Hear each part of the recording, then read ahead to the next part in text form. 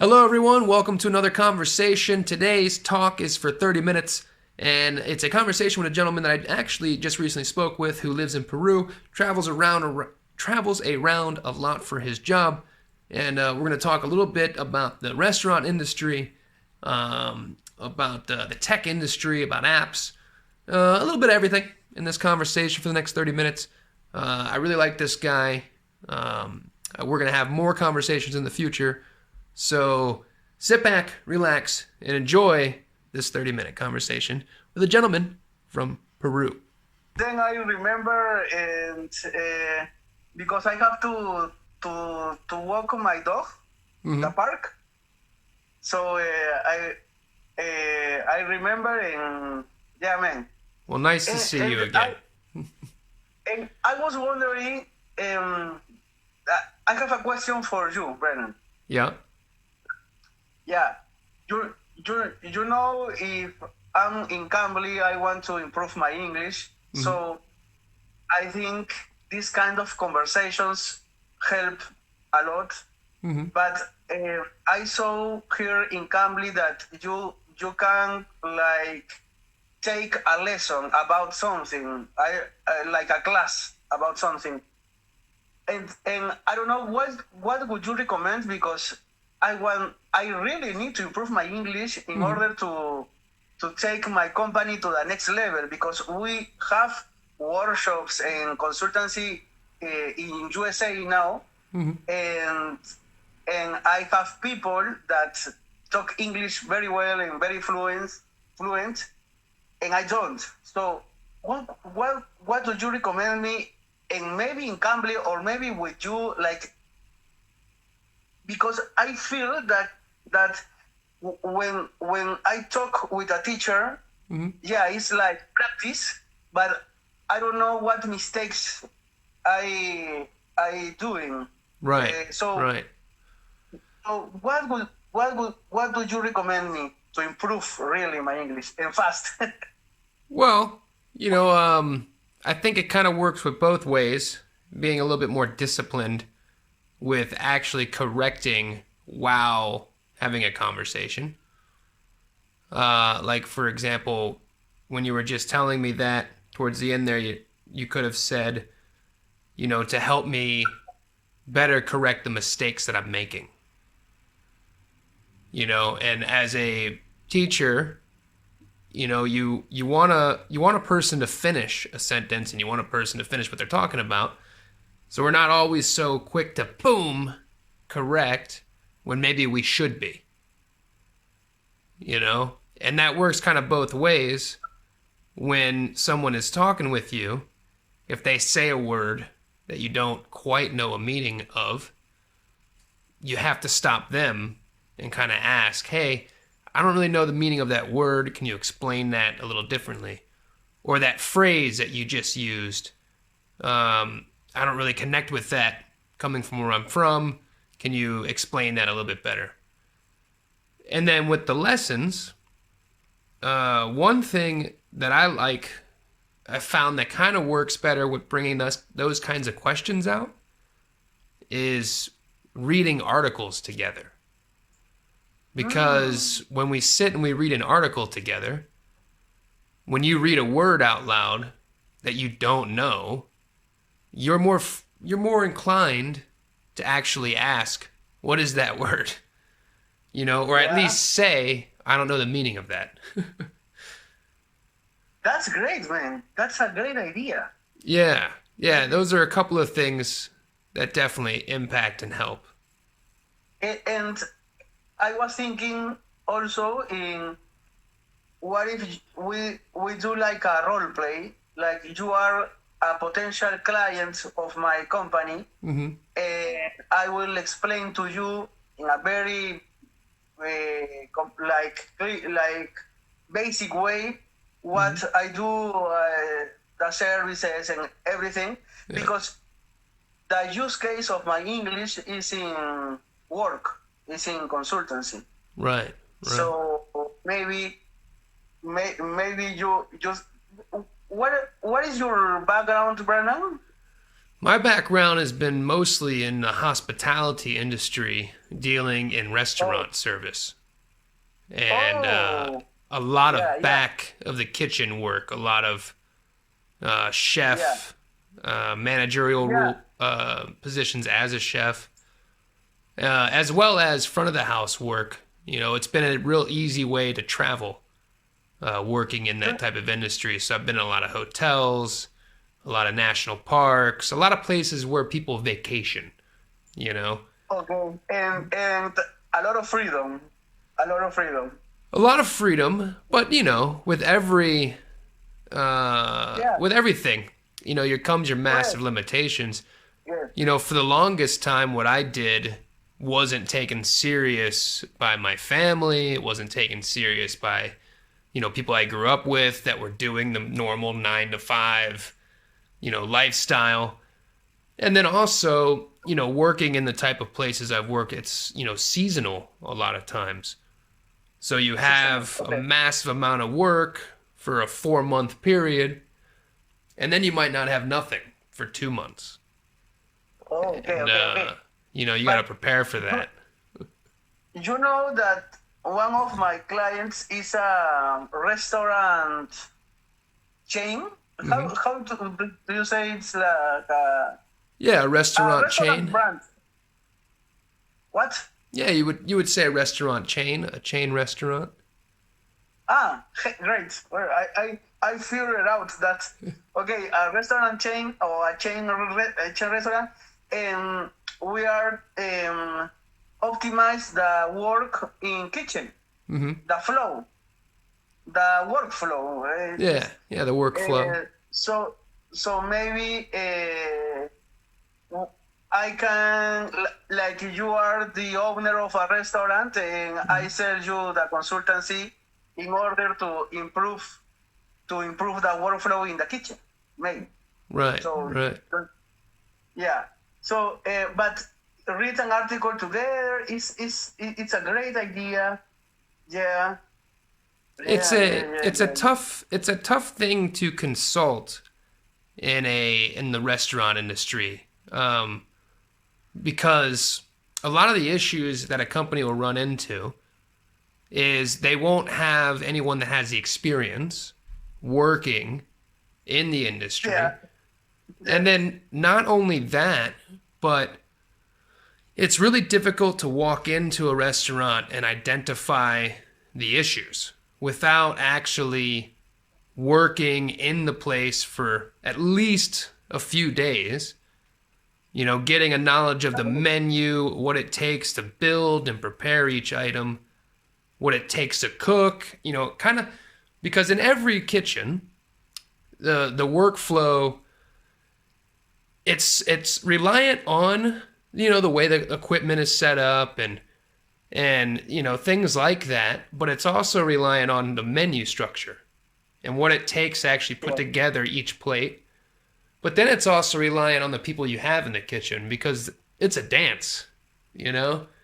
Some people you can have 3 4 people on this line, and you know if you sit back and you just observe it and watch it, they're dancing around each other and making yeah, movements with their arms and their feet, and you know and they're doing these movements and they're avoiding stepping on each other's toes and they're avoiding hitting each other, and it really is a poetry of motion, a dance. So a lot of consultant companies or even a lot of you know managers that get hired with restaurant chains that come in and kind of up the production, up the flow. It's difficult to have long lasting success because they don't do the yeah. hands on work. Definitely, and that's why I want to explain you because it's. Let me explain you what I do Mm-hmm. and why it's different than that. Okay. Okay, okay. Uh, I don't know. Okay, in 2000, more or less, in the world emerged a new way of work. It's agile methodologies. It's a bunch of methodologies that apply for many industries. well, what's the difference? It's that you don't pretend to know more about their work, uh, like as an expert, than the people that really do that job daily in the daily basis. Right. So Right. you don't pretend to be like map the workflow in a paper and then analyze and draw to be a way more productive way to do the work, and you have a PowerPoint or paper and said, okay, we are going to improve the process, So then you have to work like that. Yeah, let's cut that's that crazy. That's bullshit, man. let's cut that down for business purposes, and Okay. you can leave out. So we'll leave out the 2000, the work change kind of thing like that, and stay with. It's important because everything that I said, we'll take and we'll use as the role play, as the pessimistic, not quite sold on the Okay. idea Okay. of a company coming in and Yeah. taking a week to kind of identify and move shit around. So in your response, you'll start just with saying, well, with my approach, it's always important to go in understanding that I don't know Yeah. what it's like to work in Yeah. this environment because I haven't been a part of it. And it's very important for me to always understand that going in. And that helps me to be better at doing what I'm going to do for you. Yeah. You just get right to it. Because when a lot of time, like 2000, man, 2000 was a long time ago. Yeah. You're going to be talking to somebody, Yeah. that in 2000, they were 7 years old. Yeah.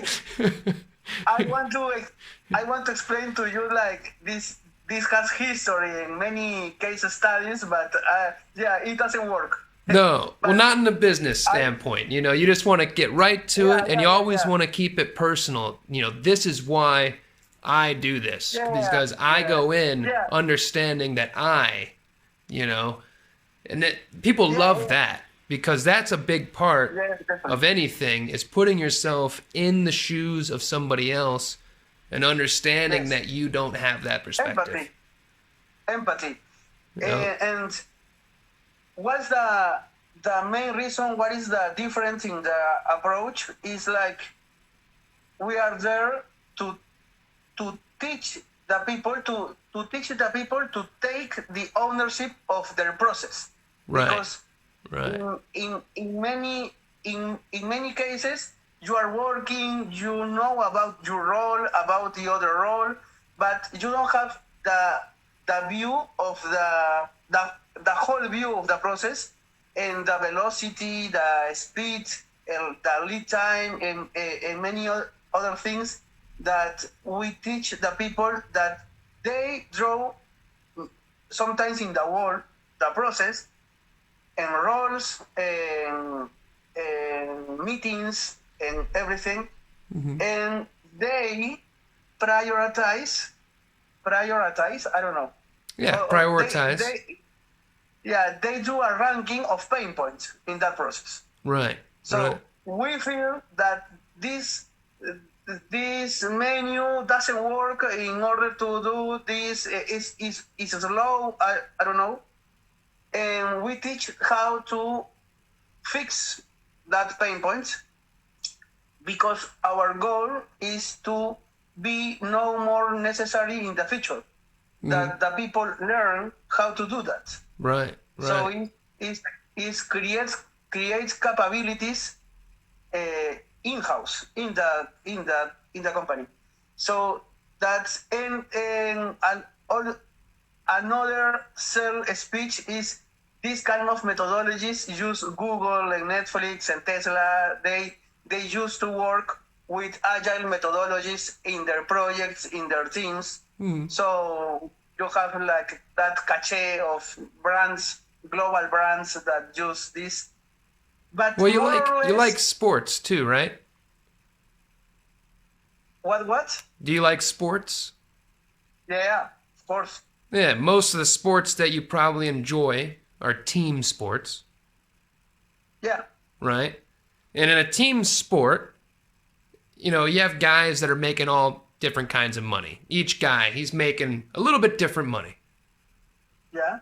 But the best team communicates well, and they all do their job because they know it benefits the team.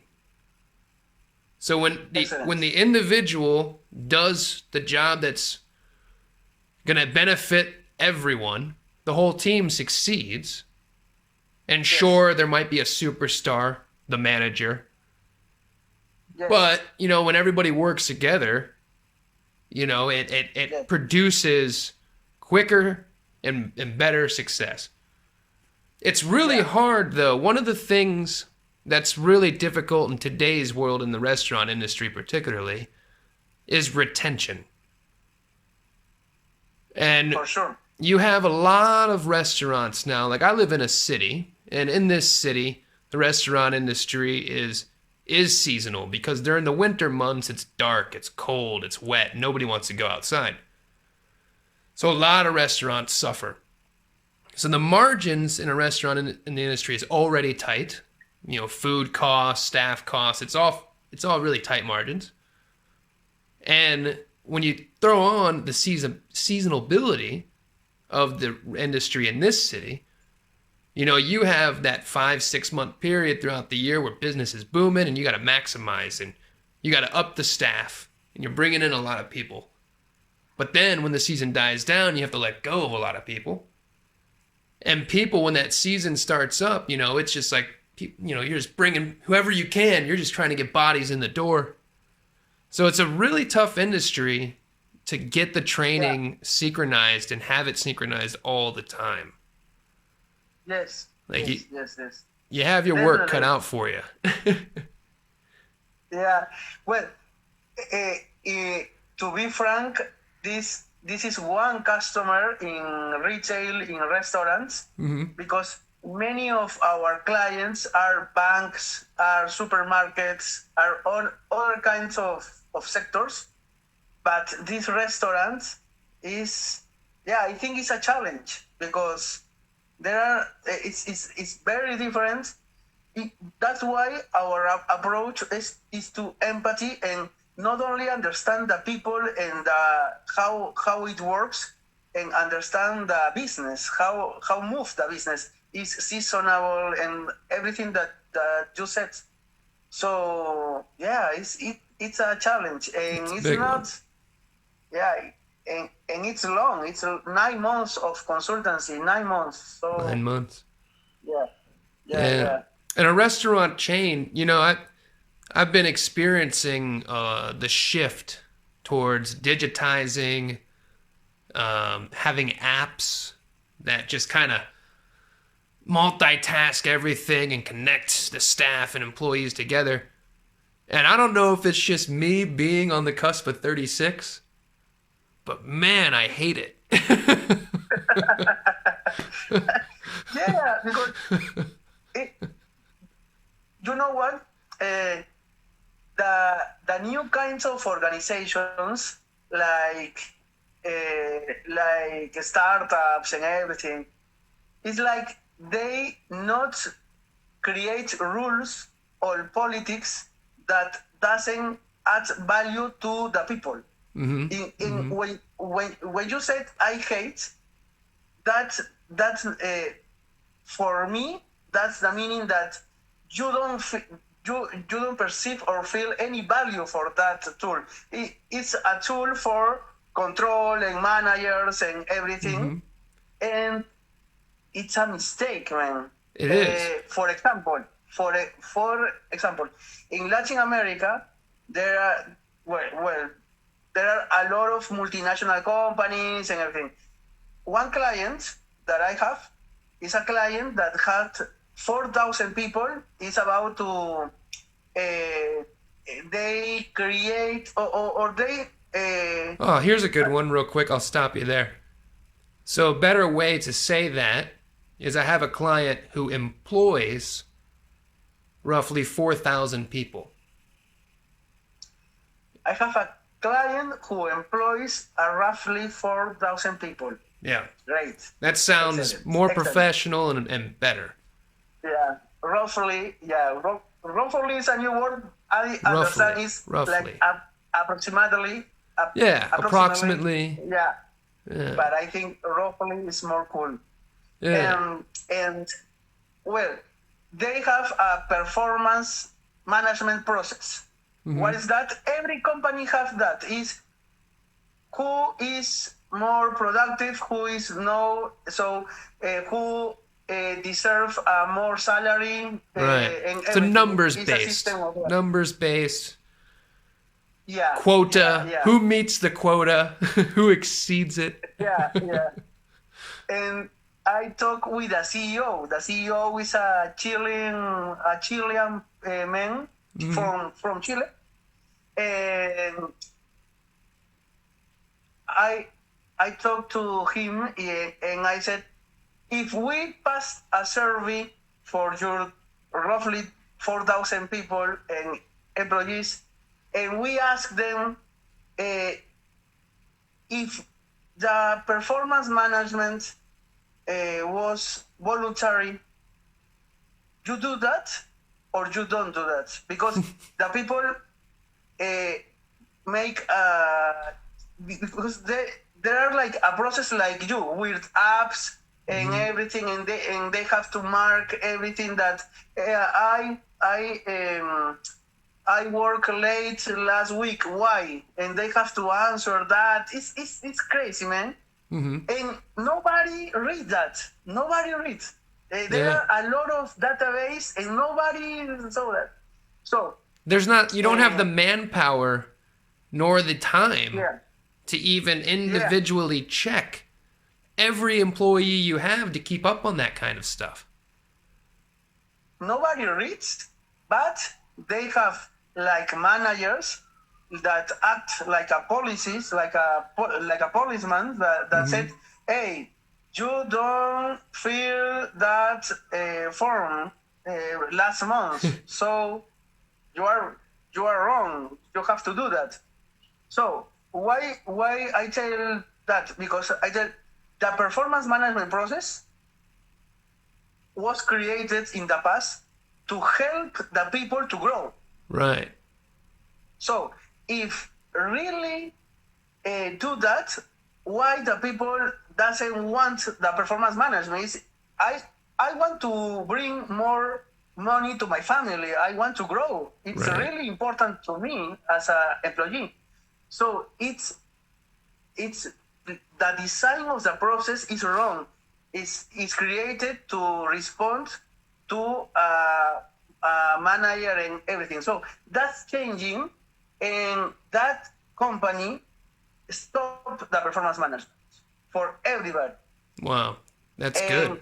And today is voluntary. The first step is, okay, this is not obligatory, it's voluntary. So there are only 5% of the people that do, and that's the most evidence that doesn't add value to the people. Right. And you know why this is happening all over the world? Because the mindset that in the 80s, so is the mindset in the past is, I'm a manager upstairs and I have a lot of like a factory. I have a lot of people that working in their stations, like the mindset of the factory.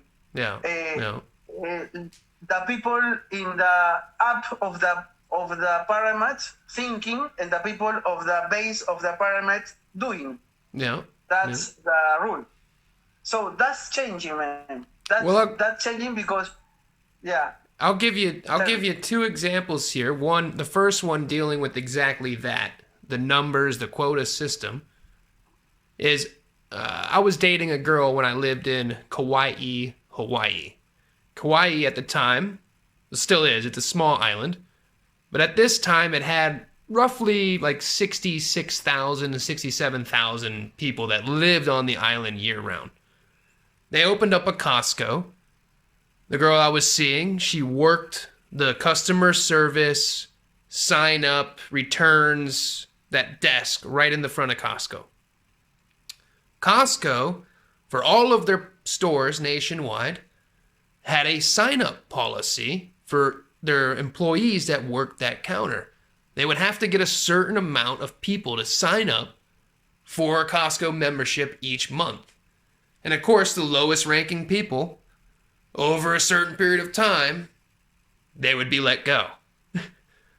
And she would be so frustrated to the point of like tears and asking me and my friends if we would come in and do fake signups for memberships just so they could reach their numbers.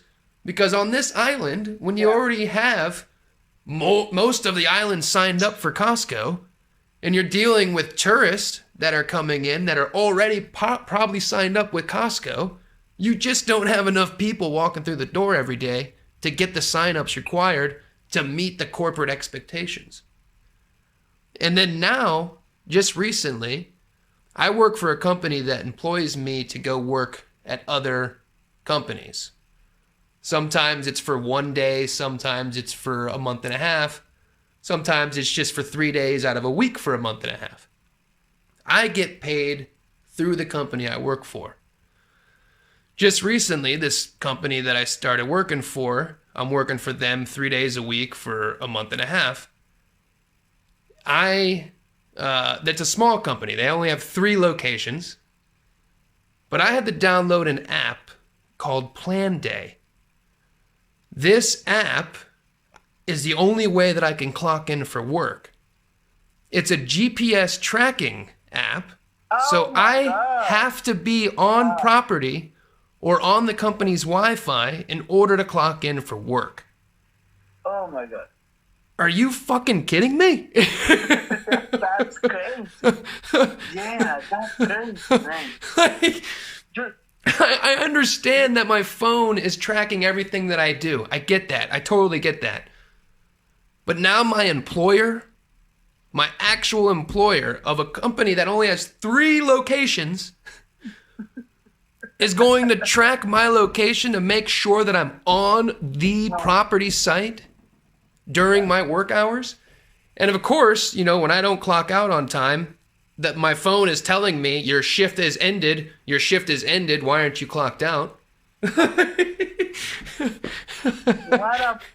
the fuck?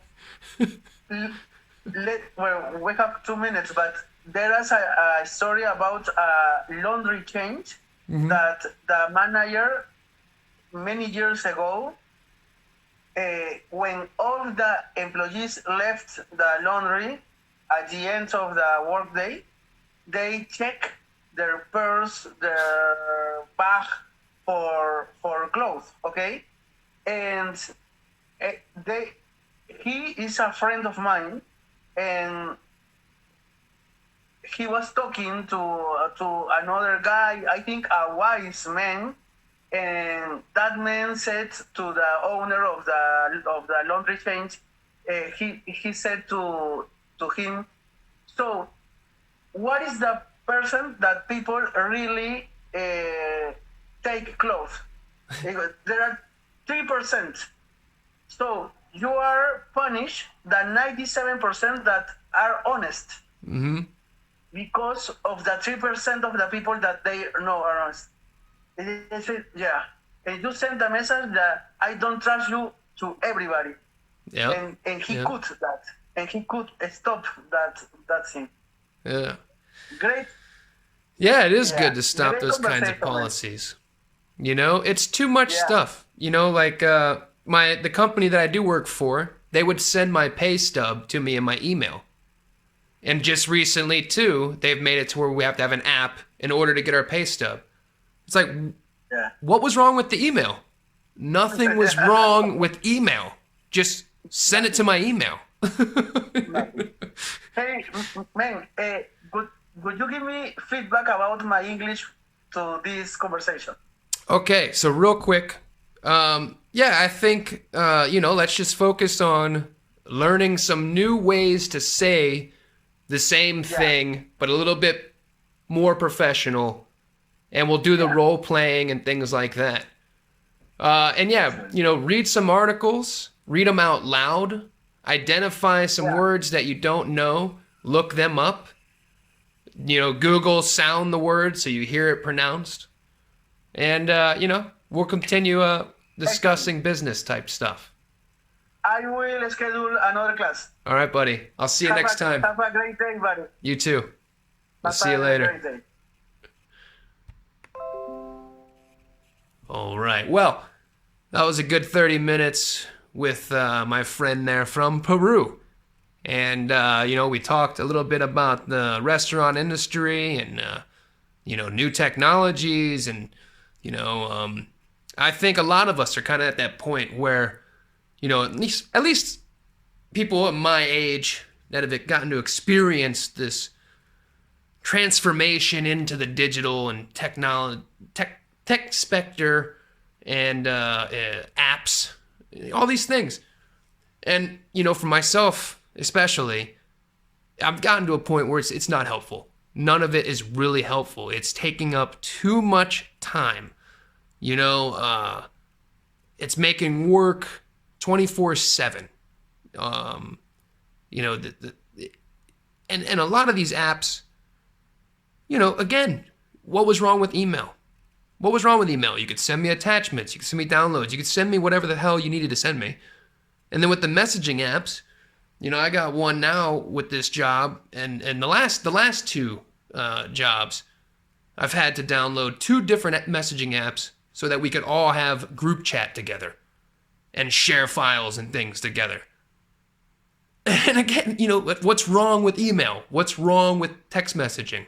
What's wrong with creating a group text and normal text messaging? So yeah, it's just becoming too much.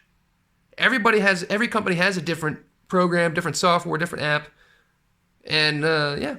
So, comment below what you guys think about this conversation, what you guys think about what we're talking about, what you think about my opinions, what do you think about his opinions. He is from Peru. He's traveled around. He's working a tech job, helping companies, kind of help the flow of work and synergize the process. A word that hasn't been used in a long time. So comment below. Let me know what you think, and I hope you enjoyed this 30 minutes with someone that we have spoken with in the previous days. Anyways, have a good weekend. Thank you for watching.